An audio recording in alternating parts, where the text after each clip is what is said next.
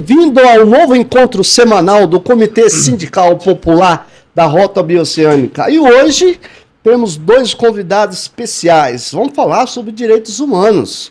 Temos o Dr. Vicente Mota Souza Lima, que está fazendo aniversário hoje, 52 anos.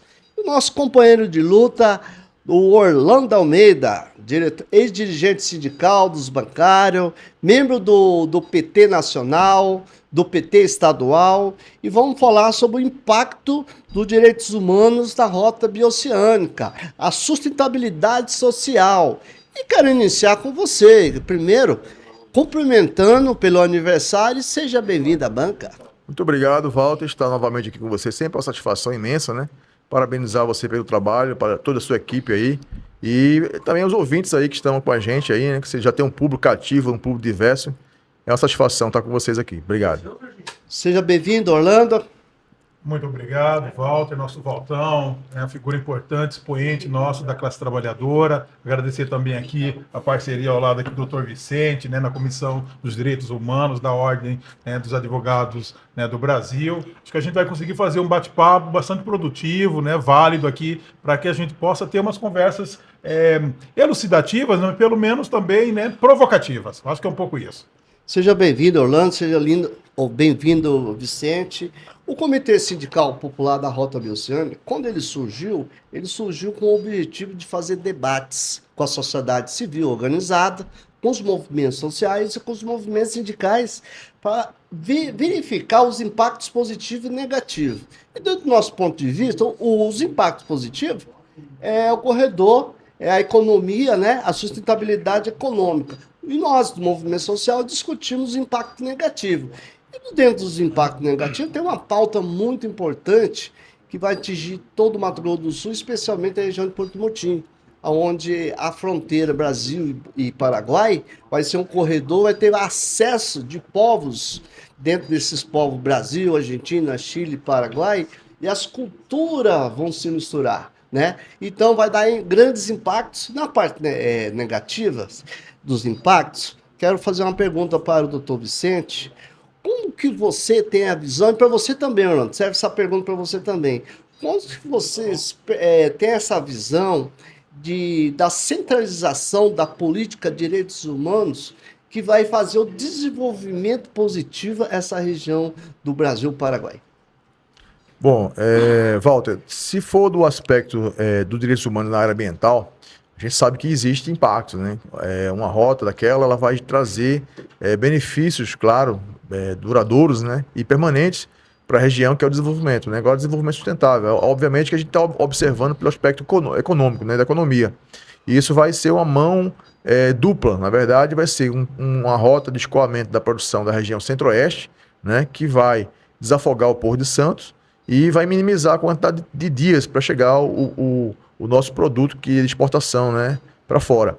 E, além disso, a gente tem que perceber que também vai ser abrir uma rota, um espaço para adentrar no Brasil produtos importados, né? É uma questão comercial. Então, isso aí vai trazer um desenvolvimento sustentável, espera-se que seja sustentável, né, do ponto de vista social, econômico, socioambiental, né, para a região, e melhorando bastante, não só o aspecto tributário, que vai ter aduanas, aí a questão da segurança pública, tem que observar isso também, né? Então tem toda uma gama, né, de aspectos variáveis que a gente tem que analisar, né, como aspecto positivo e também possível negativo também nessa rota.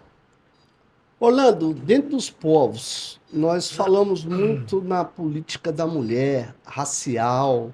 Dentro do seu ponto de vista, haverá um impacto grande dentro desse debate a partir do momento que essa rota bioceânica, os povos estiver circulando via fronteira? É evidente, né? Antes de tudo, é importante assim, pegar um pouco o que o Dr. Vicente falou agora, né, ancorado na pergunta anterior sua, Walter, né, mas quando a gente traz a ideia de debate de desenvolvimento, né, então você tem um debate de desenvolvimento, mas o que nós estamos fazendo aqui? Né? Nós estamos trazendo, né, como um pano de fundo, por isso é importante, né, um debate dos direitos humanos, né, ancorado com a ideia de desenvolvimento. Só aí a gente já apresenta um diferencial, porque a gente pode ter várias linhas, né, várias concepções, né, de desenvolvimento. né? Então a gente quer um desenvolvimento único e exclusivamente, né, para levantamento de concretos, né, um desenvolvimento, né, para você dar um aparecimento maior naquele nicho daquela localidade, né? Mas ou também, né, esse desenvolvimento, né, pensando o social, o ser humano, né? E aí, ao pensar nisso, né, então, ao pensar isso, trazer o ser humano para o bojo da discussão, nós estamos falando de uma diversidade tamanha, né? Então, esse Estado que a gente tem, quando a gente pensa a ideia do território, né, então, assim, infelizmente, a gente tem um Estado que a gente consegue descortiná-lo como um Estado que ainda prefere o boi, um Estado que prefere a soja, um Estado que prefere a cana-de-açúcar, o eucalipto, que infelizmente, né, continua matando os indígenas, né, que nós temos um índice muito grande de feminicídio, de violência contra mulheres, LGBTofobia, que as pessoas tacam fogo no Pantanal, né? Então esse é esse o território que a gente tem. Ora, se a gente traz nesse debate de desenvolvimento, né, com essa ótica de trazer a ideia dos direitos humanos, ou seja, né, que é pensar, né, essa via também social, né? Porque aí você pensa tanto da política, dos movimentos sociais, populares, sindicais, mas também ancorado com as questões institucionais. E aí assim, é inerente que esses debates, eles deverão ser trazidos à baila, né? Então, pensar uma rota bioceânica, onde você, aí depois, acho que me parece que a gente vai discutir um pouquinho mais sobre a questão, né, de quem são esses trabalhadores, né? Os trabalhadores na totalidade, sobretudo homens, né? E aí a questão da violência contra a mulher, né, na questão de saúde pública, né, na questão de segurança. Então, acho que essas questões elas, né, elas estarão balizadas, elas precisam estar ancoradas, né, junto com a sociedade e especialmente com o poder público. Orlando e Vicente, dentro dessa pauta, Mato Grosso do Sul, na sua visão política, se preparou para esse impacto, para essa política sociais dos direitos humanos? Vou dar um exemplo para vocês, para provocar. Assédio moral, o tratamento LGBT+, o turismo sexual, os povos ribeirinhos, qualificações profissionais. Você acha que o Estado está preparado para absorver esse desenvolvimento via a rota bioceânica? Bom, eu acho que é mais ou menos um pouco daquilo, né, do que a gente assim, tem provocado, né? Então, assim, essas problemáticas, elas fazem parte do bojo da sociedade, né? Então, a sociedade, como modo geral, né, a gente tem uma sociedade diferente, desigual, desconectada, né? Mas que, ao mesmo tempo, está aí, né? Então, assim, pensar esse Estado nosso, né? Um Estado fronteiriço. Olha que nós temos uma peculiaridade, doutor. Então, doutor, nós temos uma peculiaridade, o Estado fronteiriço, né? A questão da violência, o abuso e exploração sexual de criança e adolescente. Esse é um debate histórico nosso, né? Um debate histórico, né? A questão, né, da saúde, né? Então, nós estamos falando assim, quando as pessoas vêm, né, para desempenhar suas atividades laborais, né? Então, assim, quando eu disse, quem são essas pessoas? Da onde elas serão absorvidas? Olha, essas pessoas, quando elas vêm, né, há uma, vamos chamar, uma imigração, né? Então, assim, vem da onde? Quando essas pessoas vêm para suas atividades laborais, é onde que elas vão estar localizadas, né? Então, naquele locus.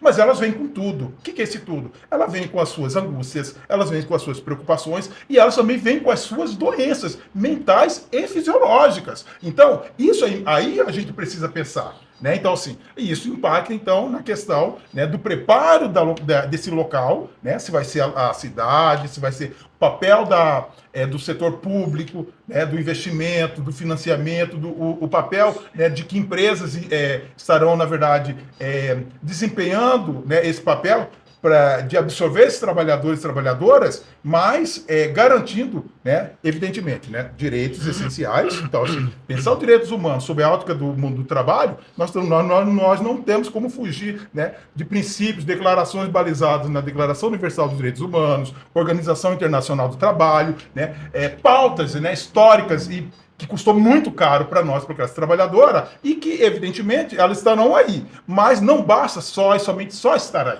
né? É inerente esses debates que você faz aqui, nos provocando, né, doutor? Né, convocando a sociedade para que a gente também consiga, né, assim, sem a pretensão, né, de resolver, não é disso, mas de trazer a problemática. Eu acho que esse é o grande mote. Muito importante, Orlando, é provocar a sociedade civil organizada, por isso que o comitê, quando ele surgiu, é justamente para esse debate. Porque recentemente nós tivemos o fórum da Rota Bioceânica e os atores principais, que são os povos, não foram chamados para representar, para ter uma fala, para constar no documento todos esses debates que nós provocamos via o Comitê Sindical Popular da Rota Bioceânica.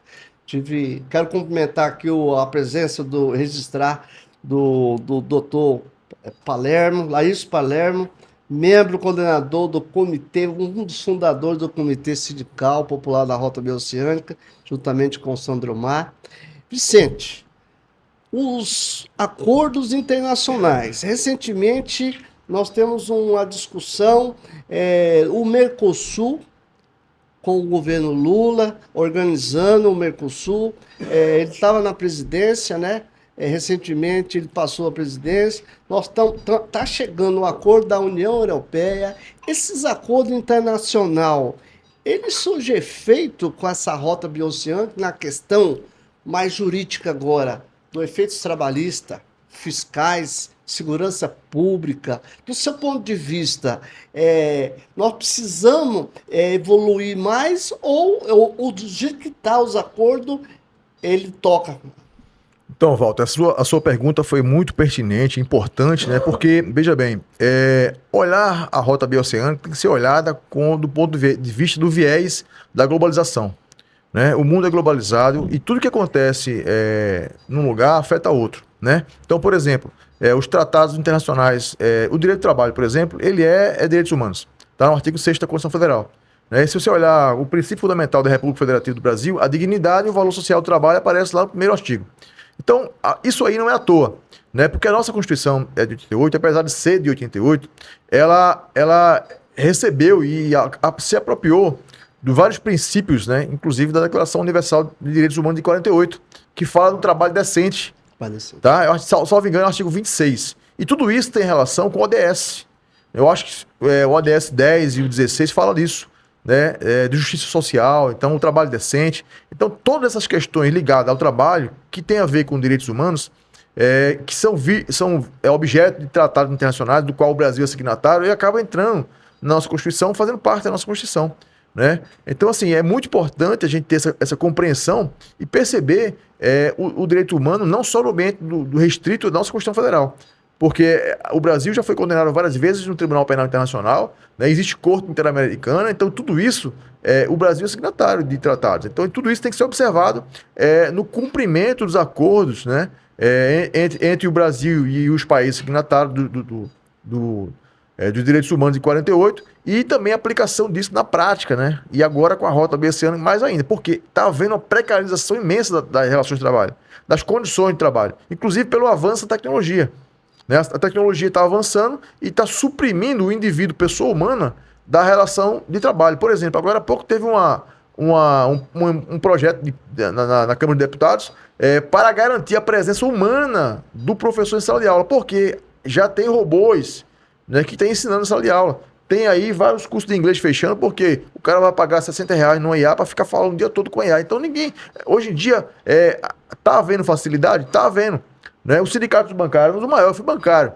Hoje em dia a gente vê, tem o Pix, quem é que vai no banco pegar dinheiro? A Casa da Moeda diminuiu a quantidade de dinheiro. Então o que está acontecendo? Está te retirando o trabalhador, pessoa humana física, do trabalho e está colocando a tecnologia no lugar. Isso vai haver uma massificação do desemprego. Claro que vão surgir outras profissões que as pessoas, às vezes, não estão adaptadas. A nossa mão de obra aqui ainda é muito precária. A educação precisa investir muito na educação formal, na educação informal, na educação ambiental, né? E educação para os direitos humanos. É muito importante colocar isso aí, viu, Walter? Tá. Orlando, dentro do seu ponto de vista, como sindicalista dos bancários, agora membro do Partido dos Trabalhadores a nível nacional, a nível estadual, atuante, Como que você vê o papel dos sindicatos, das centrais sindicais, nesses acordos internacionais do Mercosul, da União Europeia, a convenção da OIT? Qual que é a sua visão que nós podemos evoluir como dirigente sindical? Bom, antes de tudo, eu acho que a pergunta ela casa muito numa frase de um velhinho barbudo chamado assim: trabalhadores do mundo univos. Marx, né? Eu acho que é essa a ideia dele, é justamente nesse sentido, né? A luta da classe trabalhadora, né? Sindicatos instrumentos da classe trabalhadora, né? Então, assim, pensar o mundo do trabalho, né? Somente no viés legalista, somente no viés institucional, né? Dentro do bojo do patrão, né? E aí não deixar de lado, né? Assim, até porque isso não existe mais, deixar de lado, né? Os anseios, os olhares, as demandas, né? Da classe trabalhadora, né? Isso já não existe há muito tempo. Portanto, o papel do sindicato, né? Sindicato é um instrumento da classe trabalhadora, né? Eu sempre falo assim, sindicato ele tem uma envergadura política, né? Uma envergadura política para dialogar, representar, né? E fazer o que deve fazer de fato, né? Que é, na verdade, né? O sindicato tem lado. O sindicato tem de ter lado, né? Lado único e exclusivamente da classe trabalhadora. Esse é o significado dele. Ora, pois, né? Dito isso, pensar nessa questão, então, né? De um modelo amplo, né? Então, assim, macro, né? Então, assim, hoje, apesar o ideário que a gente tem, né? Então, assim, nós temos uma justiça do trabalho nosso local, específica nossa, nós temos uma legislação específica, tem países que não têm, mas, né, a luta unificada, né, aí é aquilo que o doutor Vicente, né, trouxe realmente, né, pensar o mundo do trabalho. Eu acho que é justamente isso, né? Então, o mundo do trabalho, né, essa metamorfose, né, o trabalho ele muda constantemente.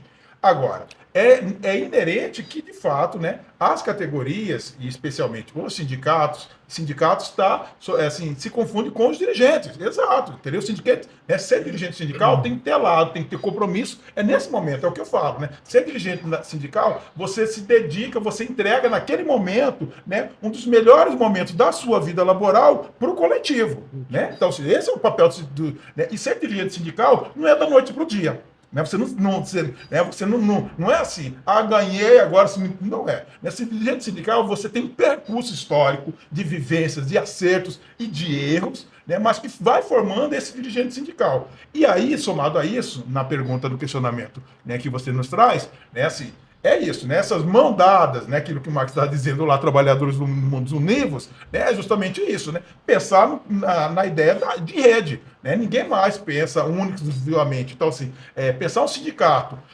naquela ideia de que os seus debates, o debate da categoria é só a dela, né? Achar que é uma ilha, né? Que é um ovo, não, entendeu? Então, assim, pensar, né? O debate da greve de uma categoria, ela precisa ganhar entonação, ela precisa ter amarramento com os outros sindicatos, por isso é importante, né, de se constituir em centrais sindicais, né? Um exemplo nosso é a Central Única dos Trabalhadores, né? Então, assim, a grande maioria dos sindicatos nossos segue junto com a CUT, que é, né, um guarda-chuva essencial. Aí nós temos confederação, nós temos federação, né, e aí nós temos os nossos sindicatos. E aí nós temos as internacionais de trabalhos, né, específico. Então você tem pauta da educação, você tem pautas do setor financeiro, que é um setor extremamente agressivo, enquanto nós estamos falando do setor financeiro, que é um setor, né, assim, que é pesado, né? Então, assim, garantir essa ideia, né, essa harmonia, né, de composição, de juntar trabalhadores, né, em diferentes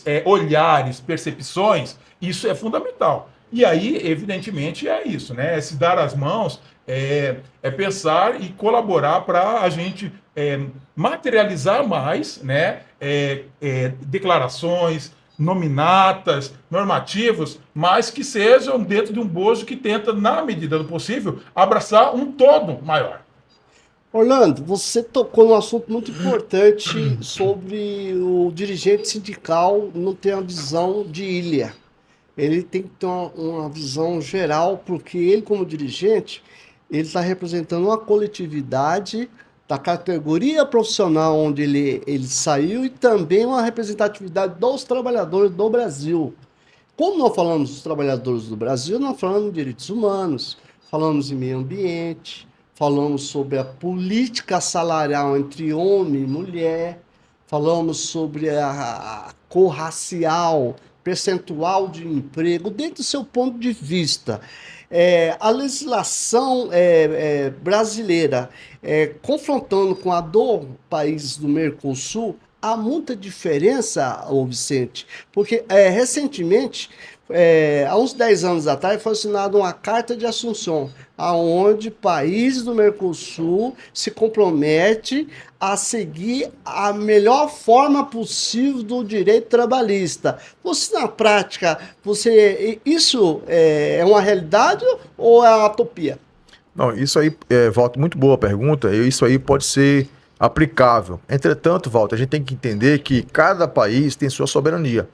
Tem seu povo, tem seu território, tem seu espaço, tem suas leis, né? Então, o Brasil tem soberania. Cada país que está membro da União Europeia ou daqui do Mercosul tem sua legislação específica. Então, obviamente que existem diferenças. O que a gente pode buscar é equalizar isso baseado na questão de direitos humanos, né? Esses países, em geral, são signatários de tratados internacionais, são signatários do Pacto Universal de Direitos Humanos, e isso aí leva a minimizar as arestas, né? No sentido dentro de um bloco comum, por exemplo, você transitar, você ter placas do Mercosul, facilitar vistos, liberar vistos. Então, tudo isso pode facilitar a comunicação e a mobilidade das pessoas, né?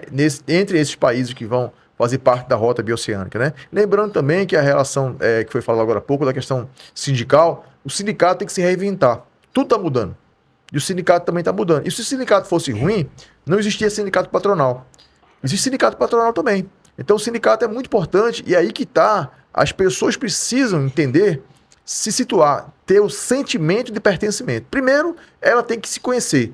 Eu sou da classe trabalhadora, eu aguento ficar 3, 6 meses sem pagar minhas contas. Se parar de trabalhar hoje, eu não consigo pagar minhas contas. Então você é da classe trabalhadora, né? Então, se você é da classe trabalhadora, você tem que já se posicionou no mundo. Você sabe onde é que você está, onde é que você vai ficar, né? Então, primeiro, se conhecer a si mesmo, né? Para poder se ambientar e saber o que é direita e esquerda. E vem da Revolução Francesa, o princípio de igualdade, liberdade, fraternidade. Aquelas pessoas que moram ali, por exemplo, no Antônio Barbosa, que tem 5 filhos, uma mulher geralmente solo, né? O filho, às vezes, não tem um pai para dar orientação, são 5, 6 filhos, não tem estrutura, às vezes é uma favela, não tem segurança, saneamento, não tem nada. Vai para a escola pública, às vezes a merenda que come é a única refeição do dia.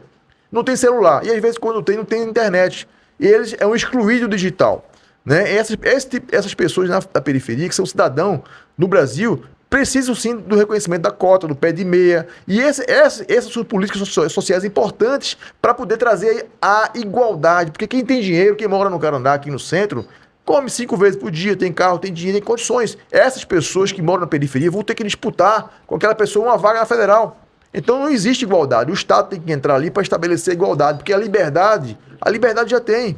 Quem é do capital tem liberdade. Ele não busca igualdade, porque ele tem o dinheiro para comprar, né? Então é isso, sabe, o Walter? Primeiramente, criar nas pessoas o sentimento de pertencimento, buscar fazer com que a pessoa tenha a percepção de que ele é da classe trabalhadora, para que ele possa fortalecer o sindicato e do enfrentamento das lutas, né? Essa é a ideia que a gente tem que transmitir para as pessoas. Orlando, dentro do movimento partidário, eu vi a agenda aqui do Direitos Humanos a nível nacional, é uma agenda extensa. Dentro do seu ponto de vista, quais as principais agendas já realizadas em janeiro e a ser realizada agora em fevereiro? Bom, acho que você está perguntando um pouco mais assim, dentro do viés do governo, né? Acho que é um pouco isso. Bom, então assim, porque são coisas distintas, né? Que a gente separa, porque nós temos autonomia nossa partidária, né? O PT, historicamente, assim, ele se confunde, né? Então, com a classe trabalhadora, né? Os direitos sociais, né, essenciais. Então, assim, a materialização, né, a consolidação das políticas públicas sociais, né, o chamado controle social, que assim, que hoje a gente tem os conselhos, né, mas assim, não foi isso, não veio tão fácil assim.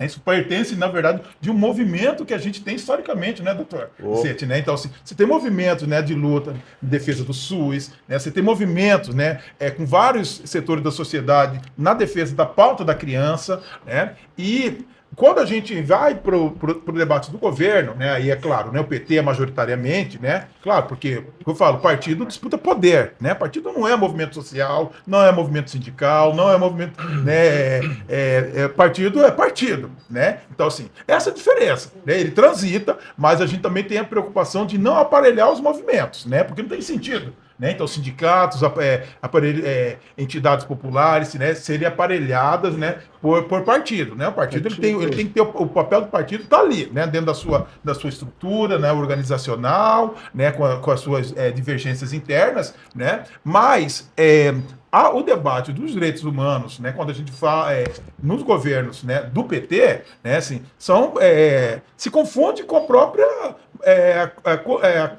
a ideia, né, de governo do PT. Não tem como a gente, então, assim, pautas, né, da luta das mulheres, né, porque essas pautas, né, elas têm endereço, né, e elas, assim, não achemos, né, que essas pautas, né, elas agradam todo mundo. Não, né, a sociedade é assim, né, a sociedade é assim, né, e nós também, nós também precisamos compreender que a sociedade é diversificada. Né? Não há um sentido de a gente querer ter uma sociedade homogênea. Não é. Né? Assim, senão acaba sendo apenas uma única ótica, né, de pensamento. Agora, isso se disputa, é o que o doutor Vicente está dizendo, né? Da relação de pertencimento. Né? Então, quando a gente fala da classe trabalhadora, a sociedade, de modo geral, né? Então, assim, isso não isso é um processo. Isso é um processo, né? Então, assim, de janeiro para cá, né? Então, assim, como qualquer governo, né, majoritariamente que é conduzido pelo Partido dos Trabalhadores, né? Então, as políticas sociais, a inversão, né, do que historicamente tem dentro desse país, né? Uma dívida de mais de 500 anos com o povo negro, né? Um país, né, assim, de colonização, de contradições econômicas, culturais, né? É gritante. É gritante, né? O modelo desenvolvimentista apresentado no nosso país, né, não é um modelo, na verdade, que historicamente é o que a gente está debatendo agora aqui, Walter. Né? Então, é justamente aquilo, né? A gente abriu o debate falando sobre a ideia de desenvolvimento. Né? Isso não cabe mais. Né? Não cabe. E não é só a questão do desenvolvimento. Não me parece, né, que, assim, negar esse modelo diversificado de sociedade que nós temos hoje, a sociedade é plural, gostemos ou não, entendeu? Ela é plural, né? Assim, ela vai ter, né, várias impressões, mas isso é importante saber lidar com isso. Eu acho que é justamente nesse sentido, né? Então, assim, o amadurecimento das políticas sociais públicas, elas são produtos, né, de movimentos historicamente lá atrás. Então, nada é de graça nesse sentido. O bate-papo está muito bom sobre o assunto muito importante sobre os direitos humanos. Hoje nós falamos sobre direitos humanos, desenvolvimentos. Falamos sobre riscos e garantias jurídicas dos acordos internacionais. Falamos sobre o papel dos sindicatos, sobre educação e sobre o desenvolvimento econômico. Para finalizar, qual que é a importância dos direitos humanos para o desenvolvimento desses povos da Rota Bioceânica?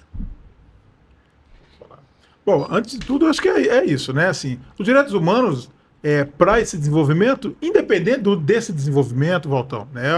Quando a gente faz o debate dos direitos humanos, é uma pauta cara para nós. A gente fala muito sobre isso, né? Não é um trocadilho de palavras. Né? Historicamente, nos custou muito caro. Né? Então, aquilo que eu estava dizendo anteriormente, pensar qualquer política de desenvolvimento, né, não ancorada, sem se olhar com os direitos humanos, né, é ir contra a rota. Contra a rota. É ir contra a rota. Então, essa rota de desenvolvimento que a gente está colocando, a bioceânica, né, que pega nosso estado aqui, né, com as particularidades que a gente já apresentou, tanto econômicas, social, cultural.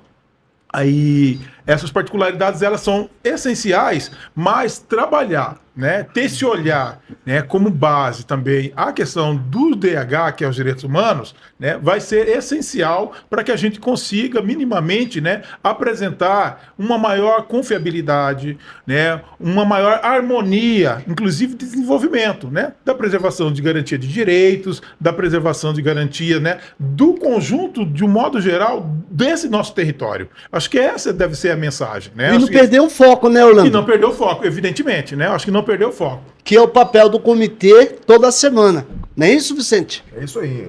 Eu acho que o Orlando foi muito feliz na fala dele, porque é o seguinte, a gente sabe que os direitos ele não surgem do nada. Ele surge em função de uma luta. Ele surge de um dado momento na linha do tempo. Então, o fato de nós termos direito hoje não quer dizer que esse direito não vai retroagir ou vai acabar. Então, a gente tem que lutar para manter os direitos que tem e buscar outros direitos. Então, a luta é uma luta contínua, né? De garantir e preservação dos direitos e buscar novos direitos, né? E esses direitos humanos estão sempre em evolução, né? Que envolve direitos individual da pessoa humana e direito coletivo, transindividuais, homogêneos, direito difuso, né? Conhecido como difuso. Então, é nesse sentido aí, Walter. A mensagem final do Orlando e do aniversariante, né? Que hoje é um dia especial, aniversário do Vicente.